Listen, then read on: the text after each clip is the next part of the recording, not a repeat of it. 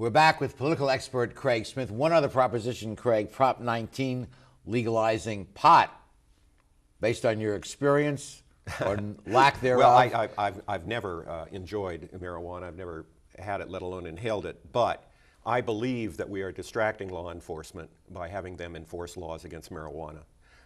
I believe that it has created a black market that we can tap into and tax. And so it's very close in my mind, but I'm in favor of Proposition 19.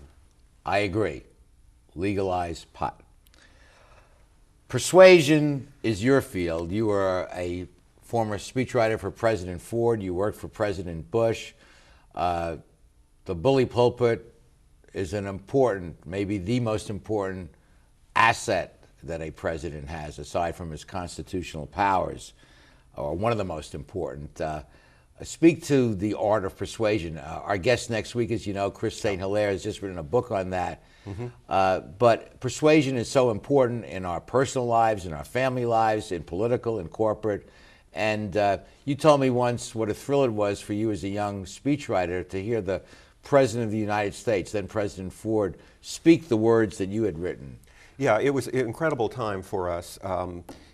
President Ford had the opportunity to make a comeback against his opponent, Jimmy Carter. We had the bicentennial of the Declaration of Independence. Yes. And so we were able to write very patriotic speeches that brought Ford back in, and it really was thrilling. I wrote the speech he gave at Valley Forge.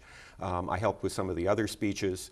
And one of the things that we tried to make sure of was that the president covered all of the bases of persuasion.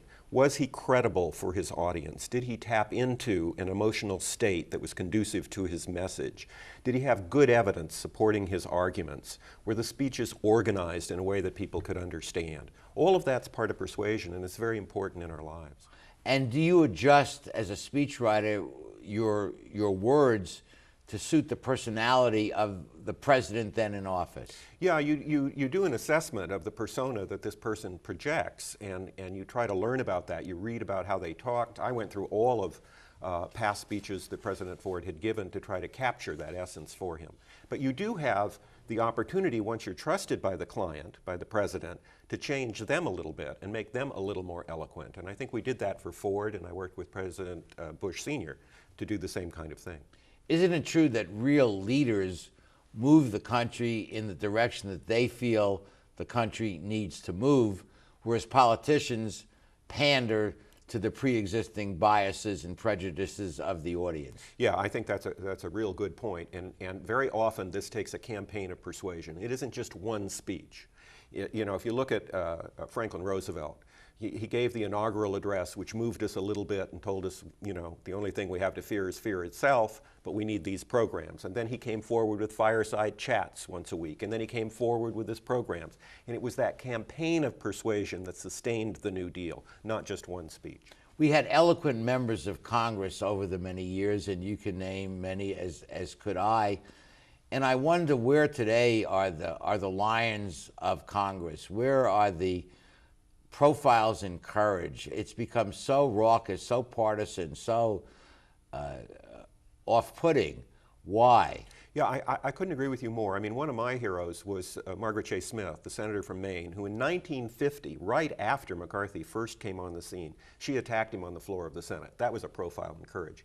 We have become so partisan, and the out party saying no, rather than being loyal opposition and picking at shots, they're just no down the line. And the other side saying we're going to push this through whether we get your help or not because we've got big majorities, that there isn't room for somebody to get up and give that speech that says, look, I'm a Republican, but I'm going to support the president on health care for these reasons. What has happened to us as a country that the dialogue has deteriorated, as you so accurately described? Well, I think one thing is negative advertising. You know, in campaigns, we see a lot of negative advertising. We're sure seeing it in California this time around. I mean, they're going after one another hammer and tong. And we have not heard from either of them real solutions to the very... No, it's so much easier to attack your opponent than to offer a solution. Yeah. But we know that negative advertising works. It's worked against Carly Fiorina. It's probably working against Meg Whitman. But it also turns voters off, and we get low turnout. But didn't we always have negative advertising? And pre-television, maybe it wasn't as all persuasive, but there was always negative stuff. There was always negative stuff, but I think the distortions are more massive than they've ever been before. And when you buy $120 million of airtime, Wow. that's pretty overwhelming. Well, the country is not heading in a good direction, and the politics reflects it. And I know you're not a miracle worker, but what do we do?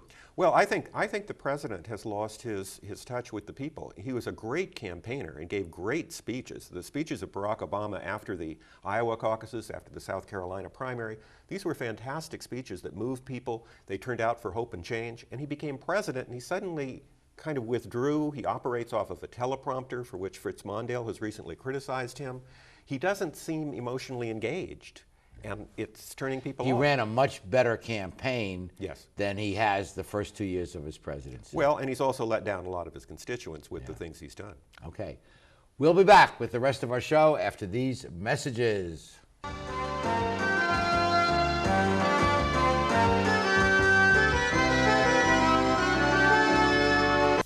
Welcome to McKenna's on the Bay, where fine dining is complemented with a breathtaking view.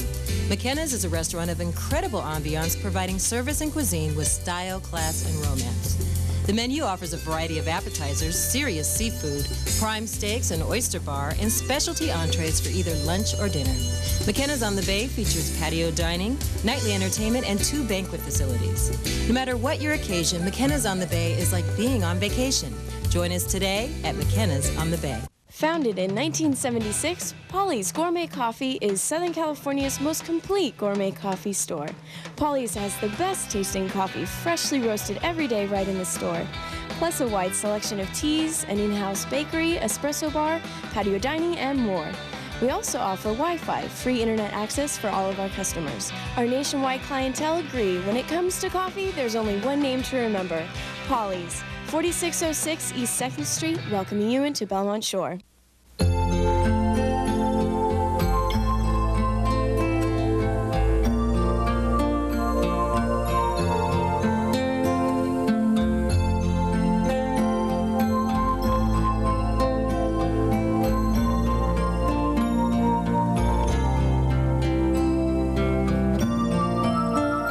Take care of those who are closest to you, from our family to yours.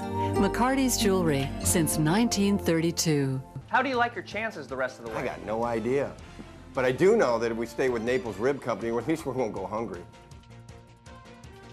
Coach, what do you think about some of those questionable calls tonight?